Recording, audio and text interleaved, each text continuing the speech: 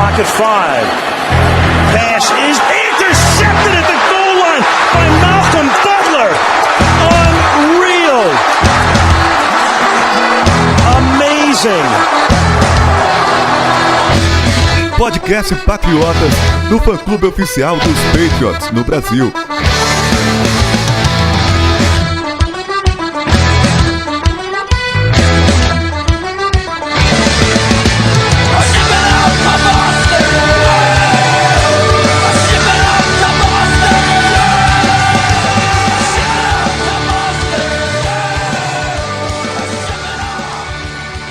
Sejam todos bem-vindos ao podcast Patriotas número 101. Eu sou o Felipe Unzuben e comigo está Arthur Cunha. Fala, Arthur.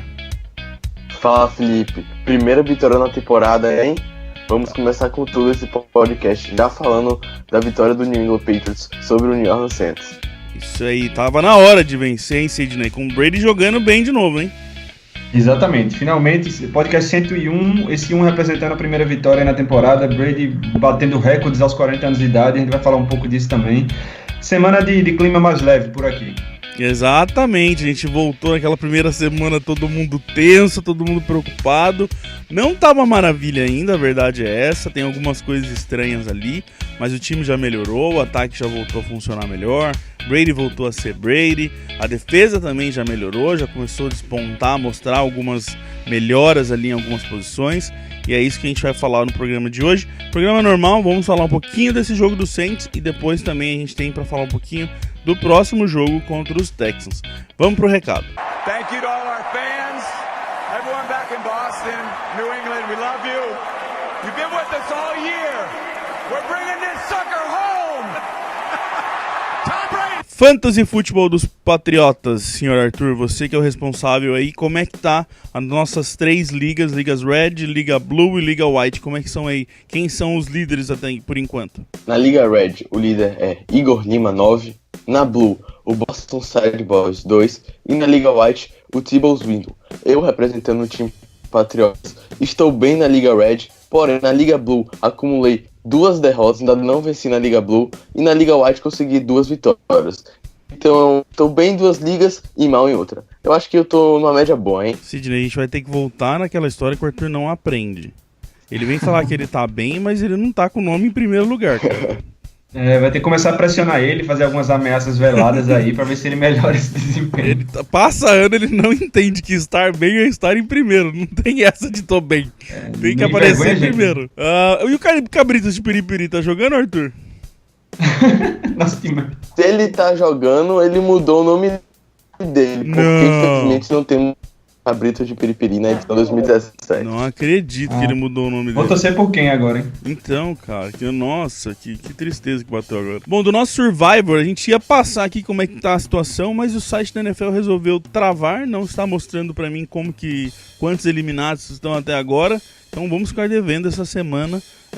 Assim que o site voltar, a gente anota aqui pra semana que vem dar um report pra vocês de como tá o Survivor com mais de 1.000 pessoas participando.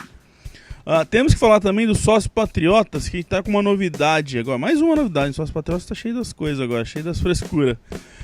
Sidney, o pessoal que tava... Muita gente veio mandar mensagem pra gente falando que queria colaborar, mas esse sistema de fazer depósito é um pouquinho chato, que tem que fazer depósito para um banco específico, às vezes paga a taxa. A gente entende e a gente está tentando procurar alguma outra forma para quem quiser fazer, quem não tiver Banco Itaú, conseguir fazer a transferência ou conseguir fazer o pagamento de uma forma mais tranquila. Por enquanto, o que a gente conseguiu trazer agora é pelo PayPal. O PayPal eu vou conseguir gerar um boleto para quem quiser. Ele é um boleto normal que vai para o e-mail da pessoa, não precisa nem receber em casa nem nada. E a pessoa pode fazer o pagamento pelo PayPal ou pelo cartão de crédito. E aí já foge dessa questão de que banco que é, de que taxa que acontece. Então, quem quiser participar, Agora pode, se quiser, manda um e-mail lá, fala, ó, eu queria participar pelo PayPal de tal valor, que a gente consegue gerar o boleto. Estamos tentando encontrar soluções para todo mundo, né? Exato, o trabalho é sempre no sentido de facilitar, e isso já é um grande facilitador, né? Só o fato de você não ter que sair de casa, não se dirigir a um banco que não é o seu, com isso você pode fazer da sua casa, pelo seu internet banking, por onde você quiser, pelo cartão, então chegando aí em meios de facilitar o acesso da galera. Exatamente, lembrando para quem não conhece, para quem não ouviu ainda, o Sócio Patriotas é o nosso sistema de colaboração que dá brinde todo mês, tem camiseta relacionada dos Patriots, que entra no sorteio, tem os livros do Anthony Curti que entra no sorteio, tem descontos dos nossos parceiros, que a partir do momento que você vira um colaborador, você recebe também. E tem o sorteio do kit e da jersey, que pelo jeito vai acontecer, se a gente bater as nossas metas anuais aí, os custos do site, estamos chegando, tá bem perto, então é quase certeza que vai rolar um sorteio da jersey oficial dos Patriots para quem for colaborador. Então, se quem quiser, tô pondo o link aqui, dá uma lida, tem a parte do site aí explicando certinho como funciona o Sócio Patriotas. Participem e concorram a uma jersey dos Patriots. Último recado, Sr. Sidney, antes da gente ir pro programa, é que o De Dentro do Campo voltou finalmente. E eu tinha esquecido o tamanho do trabalho que dá pra fazer ele, quase perdi hora, quase me atrasei semana passada. Eu falei, não, dá tempo, a hora que eu vi. Deu um trabalhão do caramba fazer o De Dentro do Campo, mas ele está no ar, volta toda semana agora, e a gente falou da atuação da defesa contra os Chiefs nesse primeiro programa, né? Muito bom esse De Dentro do Campo. Para quem está começando a acompanhar o Patriotas agora, uma das nossas melhores ferramentas aí são análises bem detalhadas das jogadas, tudo que aconteceu, porque muitas vezes a gente foca na bola só, né? No cara que recebeu e não consegue ver o movimento de outros atletas abrindo espaço, não consegue ver o movimento da linha ofensiva. Então, o De Dentro de Campo é para isso, é para você ter todos os detalhes de algumas jogadas importantes e ajuda a entender um pouco aí, como você falou, o que aconteceu na surra que a gente levou dos Chiefs, né? Exatamente, então tô pondo o link aqui também para quem quiser. Esse primeiro programa de 2017, a gente mostrou um pouquinho como que foi o péssimo trabalho da defesa dos Patriots contra os Chiefs, que o ataque dos Chiefs fez o que quis contra a nossa defesa. Tá lá o De Dentro do Campo no ar.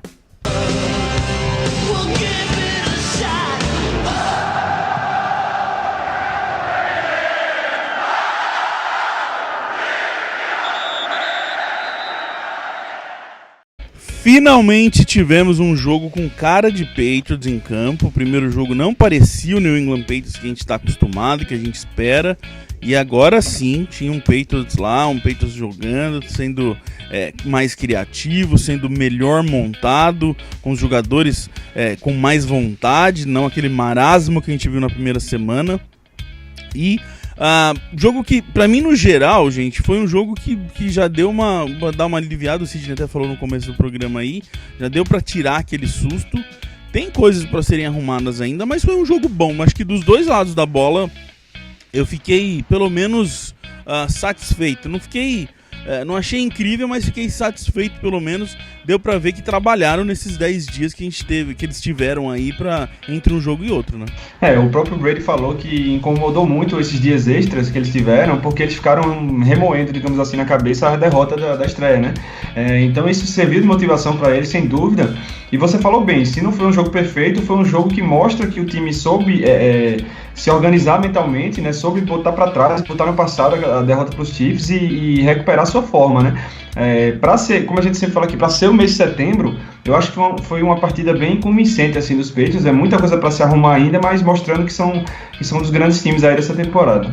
Uma coisa que eu já gostei, que eu achei muito bom, Arthur, foi que eles estavam pareceram estar mais tranquilos em campo, não estava aquele clima estranho que a gente viu na semana 1, e souberam aproveitar os momentos, souberam aproveitar as oportunidades, que normalmente a gente vê os Patriots dar umas escorregadas nessas questões. Por exemplo, teve aquela tentativa de quarta do Saints, que eles tentaram forçar a falta e a defesa estava ligada e não cometeu a falta. Aquela bola, a interceptação que não virou do Brady com 12 em campo, que ele foi muito sagaz ali de ver que tinha 12 e saiu com a jogada rapidinho para pegar a falta dos caras. A própria formação do field goal, aquele field goal, que foi lindo, acho que tinha uns 12, 14 segundos. Os caras tiraram o ataque do campo, entrou com o time de chute, chutou e acertou. Isso mostra que tava todo mundo ligado, quem tava na sideline tava ligado. E é o que a gente sempre pediu aqui, né? Se os Patriots jogarem com vontade, jogarem atentos no jogo, já é um outro time, né? Pois é, os Patriots lideraram o jogo no cronômetro e no placar. Foi uma partida bastante convincente do time e o Belichick conseguiu usar essa semana de treino para fazer ajustes. Claro, como vocês disseram, ainda tenho que melhorar, mas foi uma atuação muito boa do time, ainda mais levando em conta que jogar em New Orleans, apesar da fase do Saints, não é fácil. Drew Brees é um dos melhores quarterbacks de todos os tempos e o time conseguiu limitar razoavelmente o quarterback adversário. Muito bom. Agora, o grande problema aí, Sidney, segunda semana, a gente até pôs texto já no Patriotas falando disso, são essas lesões que estão começando a empilhar, cara. Já tá tendo que pôr uma estante para ir colocando os caras ali de tanto jogador que tá se machucando, hein? Quando essa temporada começou, que foi montado, digamos assim, antes da temporada começar, na verdade, quando foi montado o time dos Patriots em 2017, a gente olhava para esse time e falava, esse time só não vai para a final da conferência, pelo menos, se lesões vierem e tirarem jogadores-chave. E mal começou a temporada, já começamos a perdendo jogadores importantíssimos, aí como o Edelman, alguns que prometiam muito, como o Flower, o Rivers, e outros já estão começando a ficar baleados. Aí o Gronk baleado nesse jogo, o Eric Rowe, o Chris Hogan, a Amendola ainda não saiu do protocolo de concussão. Então, se tem uma coisa que pode tirar esse time de chance de avançar muito na pós-temporada, são essas lesões. Já está começando a lembrar as temporadas de 2013 e 2015, espero que não passe disso. Tá complicado. Pra vocês terem uma ideia, acho que a maioria das pessoas viram isso. Os Patriots foram com 3 receivers só pro jogo. Isso é uma coisa bem estranha. Eu já vi formação dos Patriots com mais de 3 receivers em campo. E os Patriots foram com 3 receivers no total pra partida. E terminou com 1,5, vamos dizer assim. Porque o Hogan terminou no sacrifício. O Dorsett basicamente não terminou. Então é complicado sim, tá complicado. E torcer para esses caras se recuperarem o mais rápido possível, ou a gente vai ter que começar a remontar esse time com jogadores de fora, ou jogadores de practice squad, porque ninguém aguenta, é só semana 2 e a forma que tá não vai ser viável continuar. Essa questão dos 3 receivers, eu achei que, assim, óbvio que não é bom, a gente nunca quer que isso aconteça, mas por um lado, Sidney, eu gostei dessa situação, de estar nessa situação, porque forçou o McDaniels a pensar, a não ter que ir naquele time que ele está acostumado, daquele jeito que ele está acostumado de acontecer sempre. Ele usou muita gente como um quarto receiver, vamos dizer aí, até como slot receiver no jogo, e principalmente os running backs, que todos ali fizeram um bom jogo, né? Isso mostrou que assim, se é para tirar um lado bom de sair dessas lesões, é isso, né? Fazer o McDaniels pensar e envolver o resto da galera no time. A gente sabia que esse grupo de running backs era especial desse ano, todos eles são muito bons, cada um na sua característica, e o jogo do Saints mostrou um pouco isso. Eu acho que todos os running backs participaram, uns melhores do que outros. Destaque para os Burkhead, White e o Gillis, eles foram muito bem. Então, assim, tem que envolver essa galera nesse ataque, porque se você consegue mostrar para as defesas adversárias que todo mundo ali tem condições de fazer jogadas, é mais difícil para marcar, para planejar jogo contra os Patriots. Então, vamos ter que envolver todo mundo. E é isso que faz esse time dos Patriots ser diferente, porque a gente sempre fala, que a gente até brinca, que quando chega um jogador novo, tem 2 coisas que a gente já sabe que vai ter no jogador. Ele é bom no Special Teams e ele é versátil. Essas são as 2 bases para trazer um jogador para os Patriots. E é nessa hora que a versatilidade funciona e que a versatilidade tem que aparecer, e tá aparecendo. White, por exemplo, semana passada a gente viu eles tentarem usar o Hogan, usar o Cooks como slot receiver em alguns momentos e não funcionou muito bem. Essa semana os receivers foram mais receivers e o White, principalmente o White e o Burkhead, que foram os 2 que mais entraram como slot e funcionaram muito melhor, né, Arthur? Deu pra ver a diferença, são jogadores mais ágeis. Eu até falei num texto sobre o Edelman ali que não adianta o jogador ser rápido para ele trabalhar no slot, ele tem que ser mais ágil, porque a fração de segundo que ele tem é tão pequena para ele estar no lugar que ele tem que estar, para ele estar na posição certa, que a agilidade conta mais. E nessa, Burkhead e White se mostraram melhor do que a tentativa na semana 1. Né? Sim, o Burkhead, aliás, conseguiu seu primeiro touchdown com a camisa dos Patriots. É certo que saiu machucado no decorrer do jogo, mas foi bem enquanto durou. E o White já se torna um dos recebedores mais confiáveis de Tom Brady. Ele recebeu 8 passes neste jogo, liderou o time nesse quesito. E pelo que a gente vê Brady falando de White, Brady elogia bastante o running back que atua aí mais como recebedor. E essa dupla aí só tende a crescer ainda mais com o White de contrato renovado. Exato. Uma coisa também que eu queria puxar aqui é a questão do Gronk. O Gronk saiu com problema na virilha no final do terceiro quarto. Ele até já falou que não acredita ser algo sério, que imagina que seja alguma coisa, um minor injury que eles chamam, né? Que você consegue se recuperar, não precisa de intervenção médica ou nada. Agora, que diferença faz, Sidney, para a NFL, não é nem para os Patriots? Um jogo quando o Gronk tá bem e tá pronto pro negócio, tá afim do negócio, e um jogo que o Gronk é apagado igual ele foi pelo Eric Berry na semana 1. É outro esporte quando o Gronk resolve jogar, cara. Não tem como. Ele é um dos jogadores mais dominantes da história da NFL, né? Mesmo assim, a gente acompanha a NFL num tempo limitado, digamos assim, em comparação com a história, mas qualquer pessoa que fala do Gronk fala que ele é o tight end mais talentoso que já apareceu no campo. Porque ele faz tudo muito bem dentro da posição dele e é muito difícil marcar ele. O Barry foi muito feliz na estreia, mas até o próprio Barry, que é um dos melhores safeties da NFL, já sofreu com o Gronk em 2015, por exemplo, nos playoffs. Levou um baile. Então, assim, no jogo você consegue limitar o cara, se ele estiver saudável, mas no jogo seguinte ele vai voltar destruindo, como ele fez agora contra o Saints. E vou dar um spoiler aqui, que o meu de dentro do campo já está definido, já está escrito, já comecei a gravar, e vai ser sobre o Gronk, mostrando exatamente essa versatilidade que o Gronk tem, o quanto o Gronk atua em campo, não só recebendo bola. Ele faz de tudo, ele puxa a marcação, ele faz bloqueio. Então o de dentro do campo da semana vai ser sobre essa questão do Gronk. A gente fala que tem jogador que vale por 2, o Gronk vale basicamente por 4, 5. Quando ele tá saudável, ele tá afim dentro de campo. Outro cara que voltou destruindo foi o senhor Tom Brady. Inclusive bateu recordes. E aí não tem como, né? Quando o Brady também tá inspirado. Brady Gronk inspirado é até sacanagem, né? Sim, aí esquece, a chance dos Patriots perder é mínima. Os dois aí são, como vocês falaram, um dos melhores das suas posições na história da NFL. E falando um pouquinho aqui sobre o Gronk, eu queria destacar a participação dele em terceiras descidas. Sem o Edelman, o Gronk vai ser crucial nesse tipo de jogada, principalmente terceira descida longa para 7, 8 jardas. O Tyrion precisa aparecer como foi contra o New Orleans Saints. E como você disse sobre o Brady, uma partida mágica dele, terceiro jogo com mais jardas na carreira para o Tommy Boy. É só bater palma e agradecer por ver esse cara jogar. E veio de uma semana 1 que ele teve um dos piores jogos em aproveitamento, com 40% só, para esse jogo com 77% de aproveitamento, 3 touchdowns nos 3 primeiros drives, recordes batidos, mais de 400 jardas lançadas.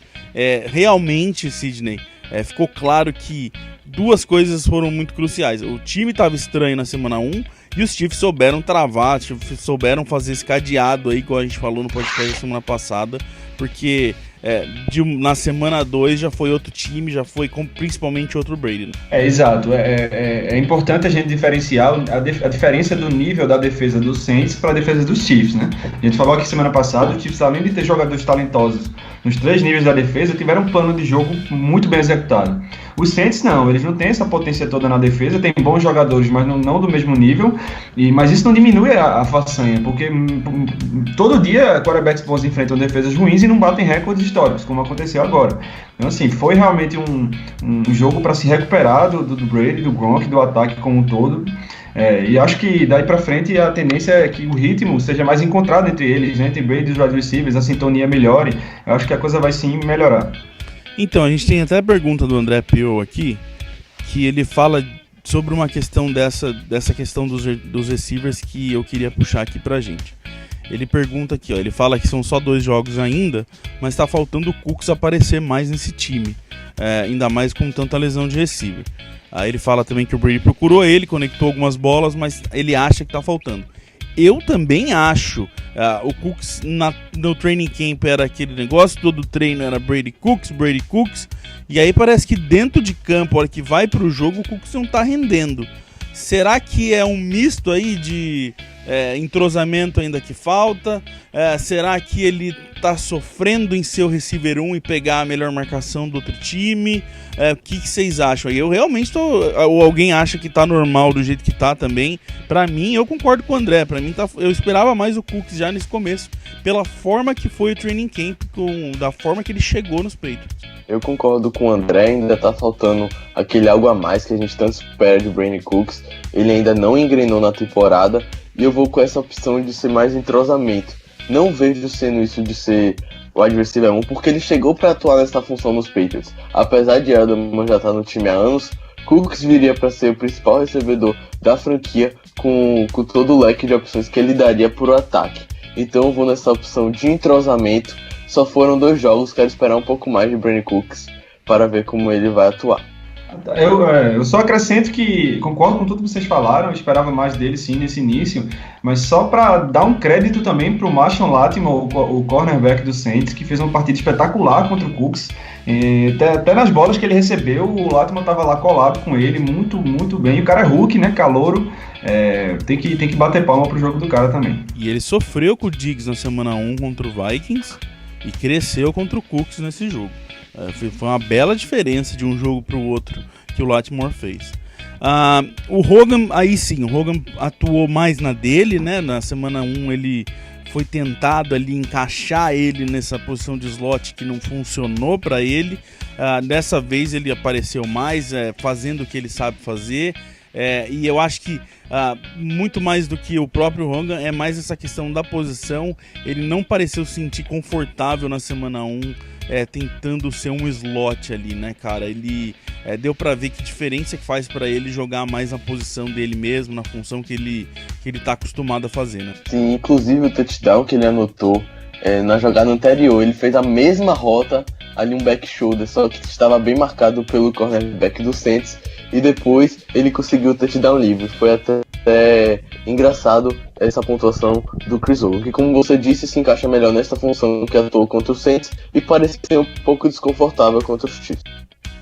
E só para finalizar o Hogan, só um adendozinho, e a tendência é que se o Dorsett continuar melhorando, como ele mostrou que melhorou do jogo 1 pro 2, que ele chegou no meio praticamente com a temporada começando, já não teve muito tempo, vai melhorar pro Hogan também, né? Porque se o Dorsett começar a fazer o que ele fez agora contra o Saints, a defesa vai começar a prestar mais atenção nele e pode sobrar alguém vai ficar com menos atenção aí.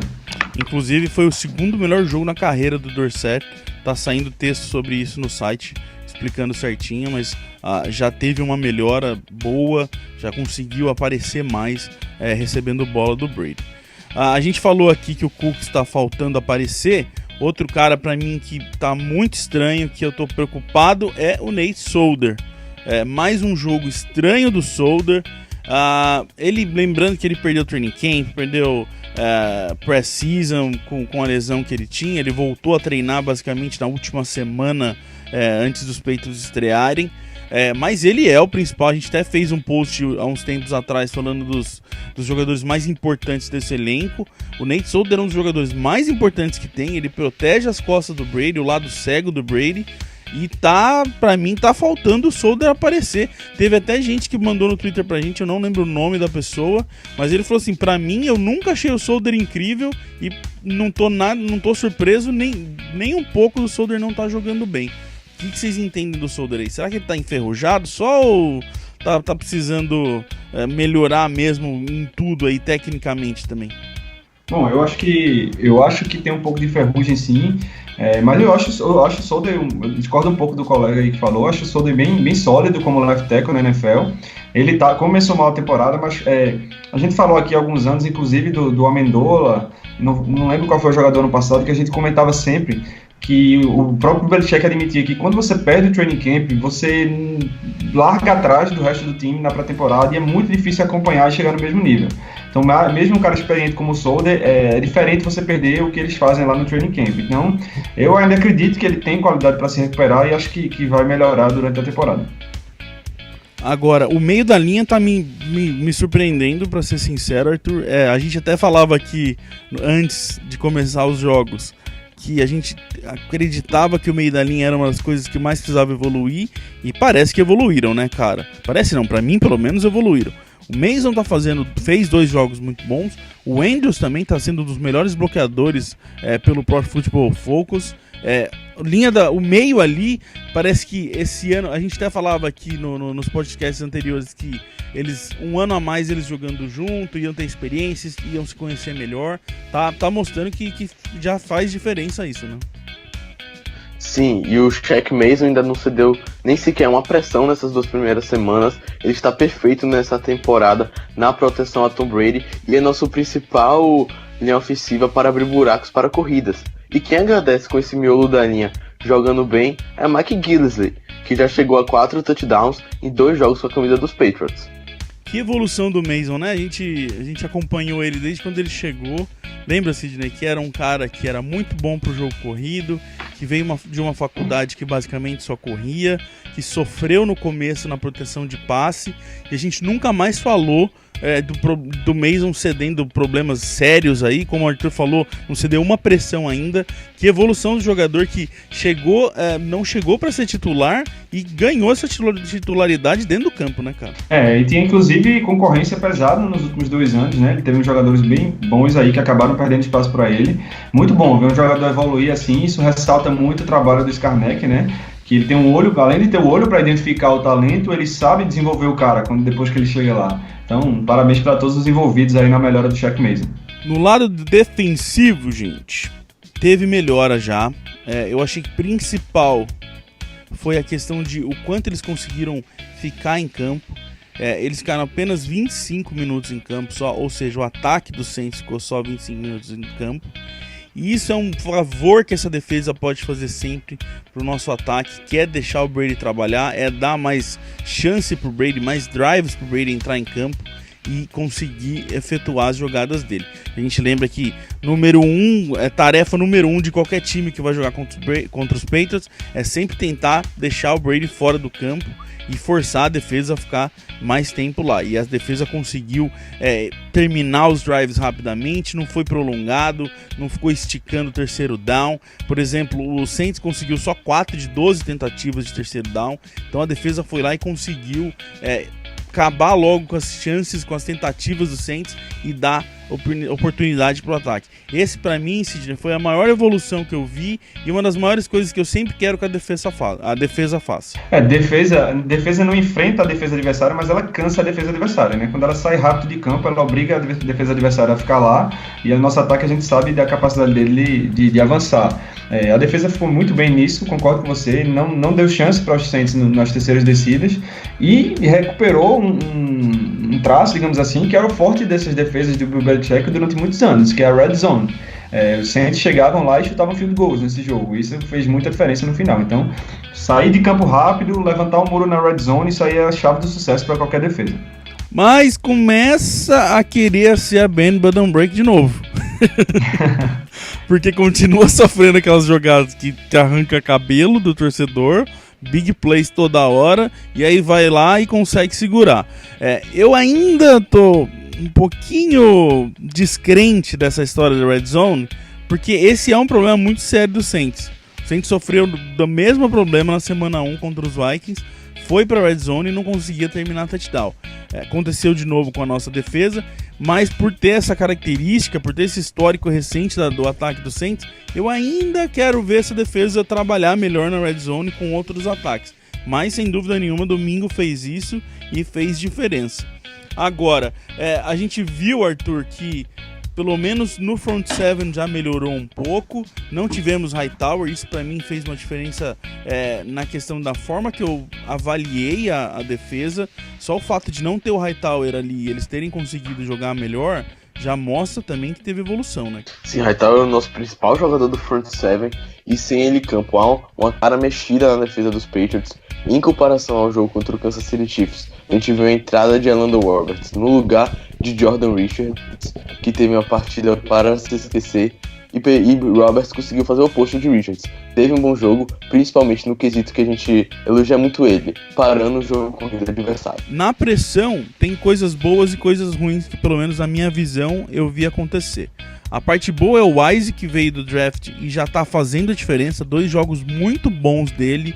Esse jogo, principalmente, ele trabalhou muito bem. Foi o melhor cara na pressão que a gente teve. E o Adam Butler, que veio sei lá de onde e tá crescendo nesse elenco, arrancou o lugar do Brent, Sidney. O Brent Eu só não digo que o Butler ganhou o lugar do Brent no campo, porque foi muito estranho a quantidade reduzida de snaps que o Brent jogou. O Brent demorou muito a entrar em campo, jogou muito poucos snaps. Eu acho que tem alguma coisa extra-campo aí pesando sobre isso. Vamos esperar o próximo jogo pra saber, porque foi muito pouco o uso dele mesmo. Mas só de cortar, lembrando que ele jogou mal na primeira semana, hein? O dentro do campo mostrou que ele jogou bem mal na primeira semana. Ele não foi bem, mas assim, um cara que é veterano, era líder ali do meio já 3 anos seguidos, então eu achei estranho ele ser tão pouco usado, mas o Butler é uma gratíssima surpresa, foi um achado do Belichick. É cedo ainda, são só 2 jogos, mas é difícil ver um cara chegar assim undrafted e impressionar tanto no início. O Pro Football Focus elegeu ele até agora avaliou ele como o 3º melhor defensive tackle calouro da NFL no pass rush esse ano, então não só parando corridas, ele é muito bom pressionando por dentro da linha. Então, assim, grata surpresa. E o Wise, como você falou, parece que também foi um steal nesse draft, né? A gente pegou ele alto, numa posição baixa do draft, e o cara tá pressionando. Primeiro jogador da história dos Patriots sob o comando do Belichick, ao lado do Chandler Jones, a conseguir sacks nas 2 primeiras partidas no seu ano de calor. Jogou muito. E aí, pra mim, a coisa que eu não gostei nessa questão da pressão, nessa questão da linha defensiva, foi que a gente falou aqui que os Saints iam com 2 tackles reservas, que a pressão nas pontas tinha que acontecer. O Wise escutou o nosso programa e fez. Agora o Flowers... E o Flowers, gente? Pra mim ficou uma decepção o Flowers nesse jogo. Eu esperava o Flowers engolir esse left tackle reserva. E o Flowers, ele pressionou e tal, mas pô... Eu espero mais o Flowers numa situação dessa com os 2 caras da ponta como reserva. Bom, foi realmente, como você disse, foi uma atuação bem abaixo da média de Flowers. Então... mostra que os Patriots ainda precisam achar o equilíbrio nessa pressão. Na primeira semana a gente teve Flowers liderando o time em sacks com 2, aí nessa ele não jogou tão bem.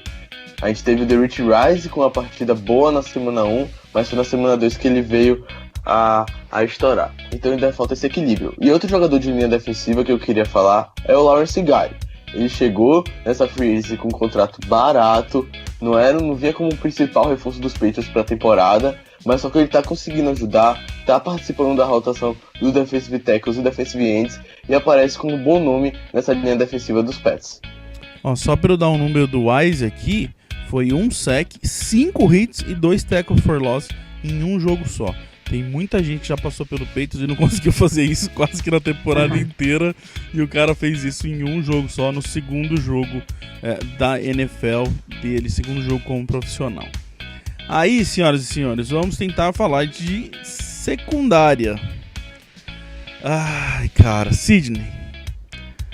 Trouxemos o Gilmore, conseguimos manter o Butler, tinha McCory, tinha Chung, tinha Harmon, tem um monte de nome aí. E essa secundária não consegue jogar, cara. A gente continua tomando big plays. A gente continua, toda vez que o quarterback levanta o braço pra passar uma bola, gela a espinha, cara. Eu acho que, assim, considerando o ataque dos Saints e a qualidade que eles têm, eu acho que, no geral, a gente fez um bom trabalho segurando o Drew Brees. Agora, essa questão das big plays que você citou é um problema. Ano passado, 2016, essa defesa cedeu 44 jogadas de mais de 20 jardas na temporada inteira. Nesse ano, se mantiver a média dos 2 primeiros jogos, a gente vai ceder 72, é quase o dobro. Então, era uma coisa que a gente sempre elogiou, 2014, 15, 13, sei lá, que essa defesa não seria big plays. Ela fechava o fundo do campo e tirava o principal jogador adversário e forçava você a vencer com outros jogadores. Esse ano parece que mudou tudo. Melhorou o nível da secundária no papel e as big plays aumentaram. Pois é, assim, o Butler tá desde a pré-temporada, né? Ele teve aqueles 2 jogos, principalmente o jogo do Texans, que ele sofreu pra marcar, aí todo mundo, não, é pré-temporada, aí veio outro jogo, não, é pré-temporada, aí veio o primeiro jogo, não, é primeiro jogo, E agora veio o segundo jogo cedendo touchdown também. Eu tô terminando um texto que vai pro site essa semana ainda, que analisando os números individuais dos jogadores em questão dessa secundária, em questão nessa defesa contra o passe. E o que mais me mostra, Arthur, é que não é um cara que tá jogando mal. Quando é um cara só que tá jogando mal, é mais fácil. Você vai lá, substitui ele, ou você ajusta, ou você trabalha em cima dele. Mas a cada ponto ali, a cada quesito, é um jogador dessa secundária que aparece atuando mal. O Butler tá cedendo muito passe que vai nele, o Gilmore tá cedendo muitas jardas, o Chang tá cedendo jardas e passes, e isso começa a me preocupar.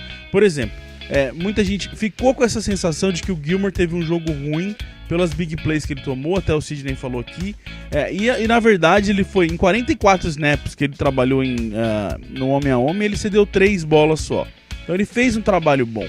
Mas essa questão de ceder muitas jardas, e essa questão, pra mim, não é nenhum jogador só, não é só o Gilmore, não é só o Butler, não é só o Chang, é o trabalho inteiro desse grupo que não tá sabendo jogar, e cada um sofre num ponto. Isso pra mim é muito problemático, cara.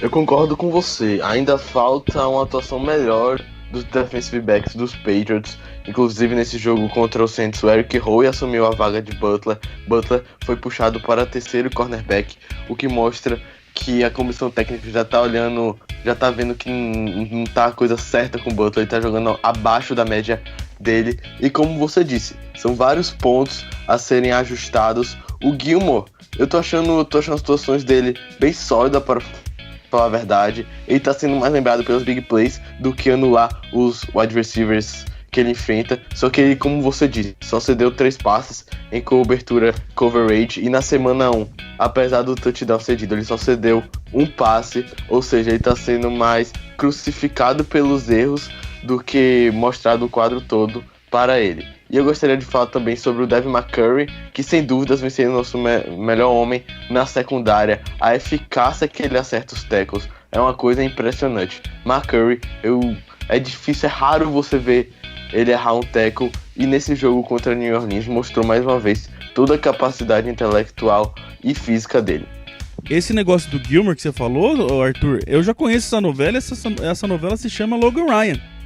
Foi sempre o problema que a gente sofreu com o Logan Ryan. A torcida viu o Logan Ryan muito mais nos erros que ele fazia do que no trabalho que ele fazia, que foi sempre muito maior do que os erros que ele cometeu.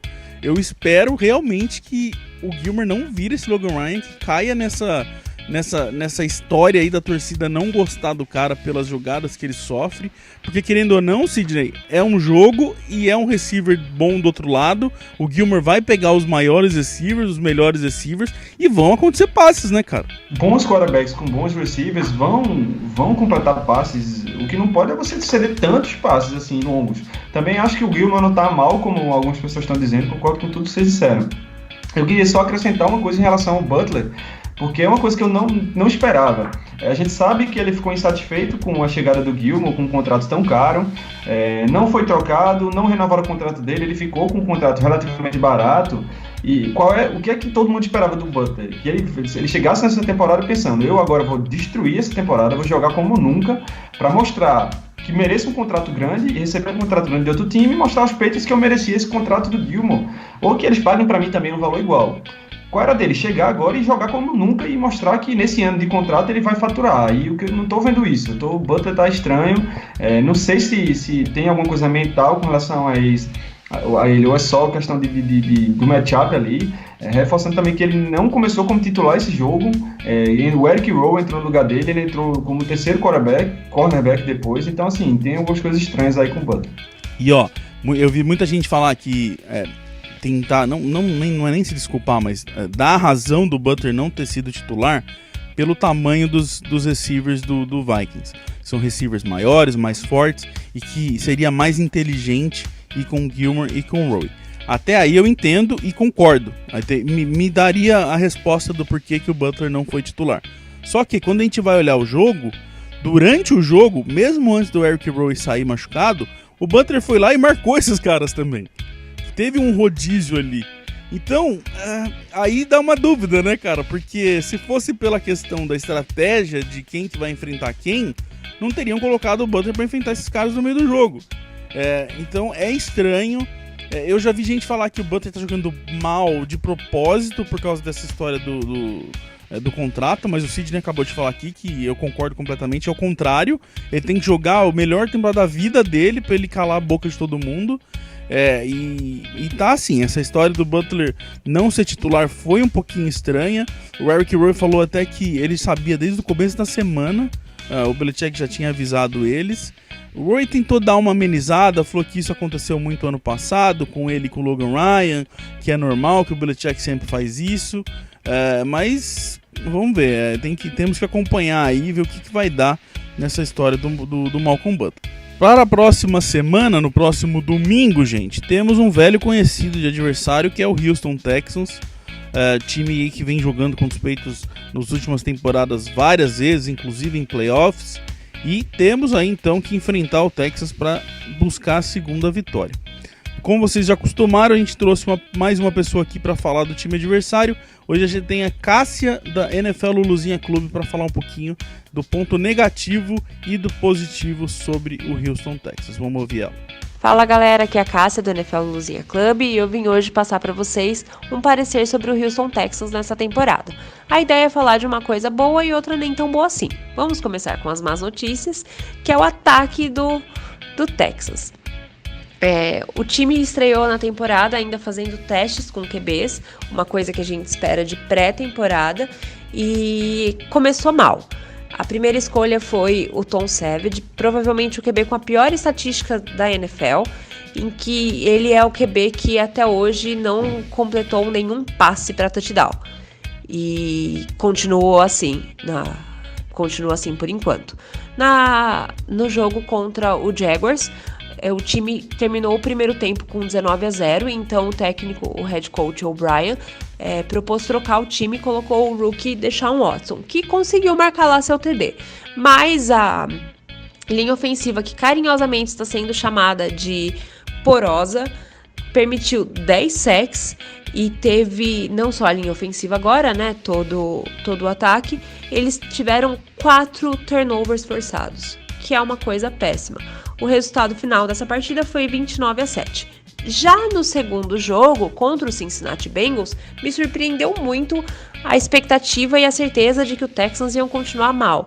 Tanto que nas prévias que a gente viu, ou nas redes sociais, falava-se que era um jogo que ia ser chato, Texans e Bengals. E pra mim, foi surpreendente, porque eu sempre achei o Houston Texans aquele time que valia a pena assistir o jogo. Então, as coisas não estão muito bem por aí. Por outro lado, o QB Deshaun Watson correu muito bem, marcou o primeiro touchdown mais longo de um QB em corrida desde 2015. A marca era do Mariota, ele correu 49 jardas e fez, o que significa que a OL pode ter dado uma estruturada e aberto caminho segurado pro QB correr. E as coisas parecem que estão melhorando nesse setor, mas ainda não tá tão bom assim. Contra o Bengals, o Texans ele ficou a 4 pontos na frente apenas, podendo perder com um passe no último minuto. Pois é, seu Arthur. Esse ataque do Texans sempre foi aí, vem dos anos já, que é a parte onde eles ainda realmente precisam se encontrar como time, principalmente essa questão que ela levantou dos quarterbacks. Eles demoraram ainda. Parece que o Deshaun Watson tem aí, o Brady até falou muito bem do Deshaun Watson quando eles fizeram os treinos juntos, e parece que o Deshaun Watson vai ser agora o cara que vai ficar ali. Mas é um jogador muito novato, tem talento, corre muito bem com a bola, mas que precisa ainda de experiência para comandar um ataque inteiro na NFL. Então, com certeza, essa dificuldade nos quarterbacks é sim o principal ponto negativo deles, né? Sim, quarterback calouro jogando em um Gillette Stadium lotado contra o Patriots, atual campeão da NFL. Parada muito dura para os Texans, que vão precisar instalar um jogo corrido forte para não ter um ataque unidimensional, senão vai virar presa fácil para o pass rush de New England, e vai ser um bom jogo para a gente medir o poder da nossa secundária, já que a gente está enfrentando um Deshaun Watson. Vai ter ali também um DeAndre Hopkins Bora ver como o sistema defensivo vai ser montado e se dessa vez a gente vai parar de ser the big plays. Pois é, e uma coisa que me preocupa, Sidney, aliás, uma coisa que é bom e uma coisa que me preocupa, ela falou aí dessa linha ofensiva, então jogo para Wise e para Flowers aparecerem novamente, só que a pressão em cima do quarterback vai fazer com que ele corra, porque ele é bom nisso. Então a gente tem que ficar muito preocupado com esse meio do campo, esse spy nesse quarterback, que isso pode ser um problema sério, né? E vai ser aquele plano de jogo que a gente costuma falar aqui contra quarterbacks móveis. Os nossos defensive ends, eles não podem ir com tudo para cima do quarterback e deixar um buraco nas costas, permitindo a corrida. Então, eles vão ter que pressionar, mas ao mesmo tempo cuidar das laterais ali, digamos assim, da linha ofensiva dos Texans, para evitar corridas por ali. Então vai ser conter o cara no pocket e forçar ele ganhar o jogo com os braços. No último Thursday Night Football contra os Bengals, se não fosse aquela corrida que ele conseguiu no scramble para touchdown, o jogo teria só tido field goals da parte do ataque dos Texans. Então, mesmo com o DeAndre Hopkins, eles estão tendo trabalho para avançar a bola com passes. Então, eu acho que a chave é a gente segurar o Deshaun Watson no pocket, forçar ele a passar a bola e, se ele conseguir ter competência para passar a bola e ganhar da gente, que seja, mas não permitir corridas. Exatamente. Eu vejo, vocês veem, não sei se vocês concordam comigo, mas eu vejo aí, por exemplo, o Van Noy sendo um cara aí que vai ficar no spy de olho nesse quarterback que possa correr, né? Sim, Van Noy é uma boa opção e quem sabe também o Haverland ganha mais oportunidades, sendo que na partida contra o Saints ele só jogou 6 snaps, não jogou contra o Kansas City Chiefs, ele também pode ser testado nessa função. Tem razão. Vamos ver então agora a parte forte desse time dos Texans pro jogo contra os Patriots. De um lado a gente tem o Jadevon Clowney, que foi draftado primeira escolha geral em 2014, tem feito um bom trabalho, tanto que o head coach Bill O'Brien falou durante os training camps que nem a própria defesa conseguia parar ele, que ele ia dar trabalho. E eu acho que ele tá indo por aí.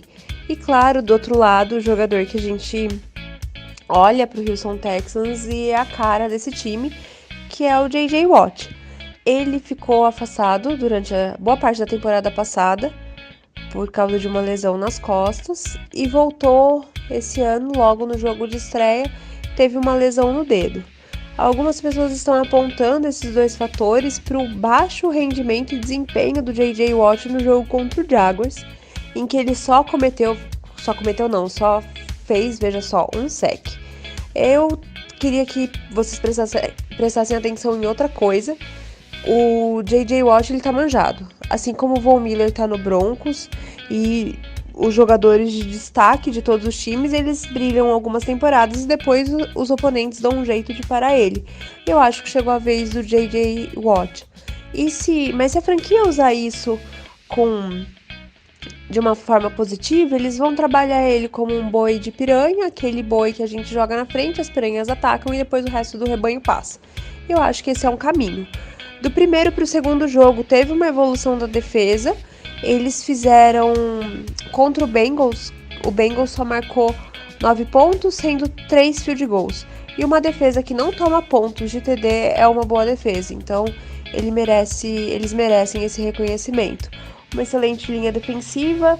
A secundária está trabalhou muito bem contra o Bengals no bloqueio de passe aéreo, de jardas aéreas, embora o Andy Dalton tenha mandado muito mais corrida, mas as tentativas foram anuladas e vale a pena ficar de olho.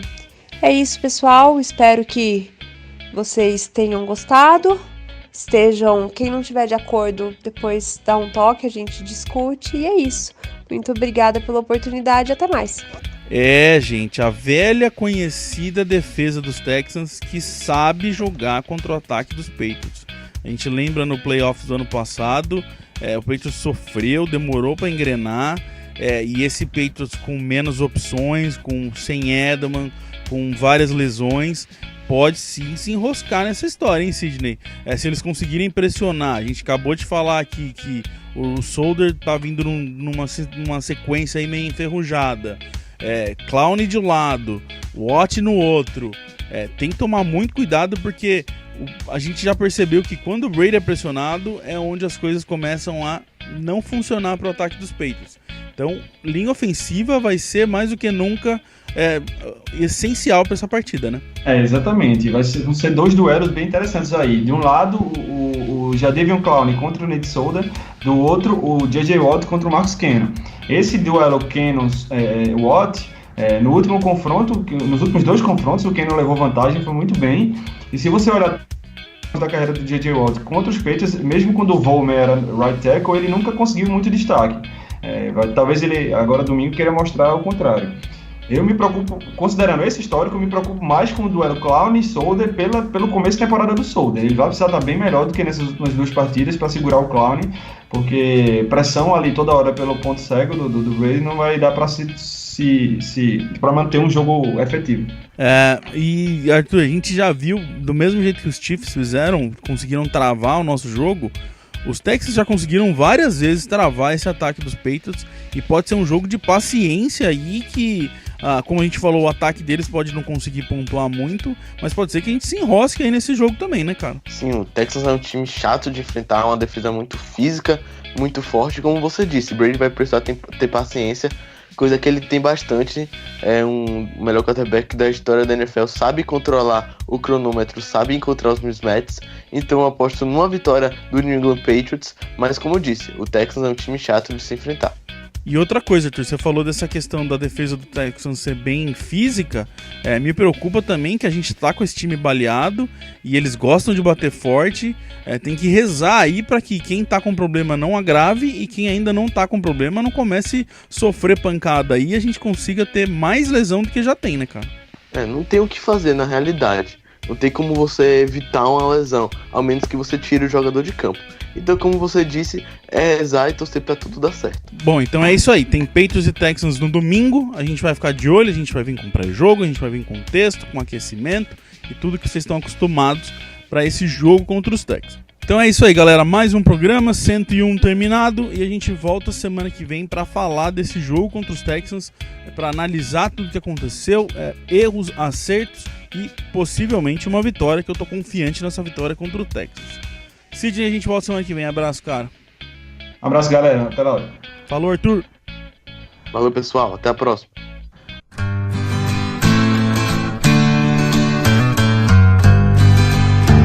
We love our New England Patriots and the way that they play as a team. And we'll always be true to the red, white, and blue, our New England American dream. When they take to the field, they don't often yield. They'll bend, but they seldom will break. If the first half should sour, well, there's still half an hour. They'll ignore every bruise, every ache, and they'll pull it all out at the end of the bout. If it's close and the game's getting scary, if the offense can't score with a few seconds more, then we call in old clutch Vinatieri. We love our New England Patriots and the way that they play as a team. And we'll always be true to the red, white, and blue, our New England American dream. I can't say enough about the wonderful stuff that they do with a field and a ball. And when game time arrives, the team comes alive and once again inspires us all. Be it run or a pass, they do it with class. Be it sunny or snowy or rain, they'll play in the mud and it gets in your blood how much fun it is watching their game. We love our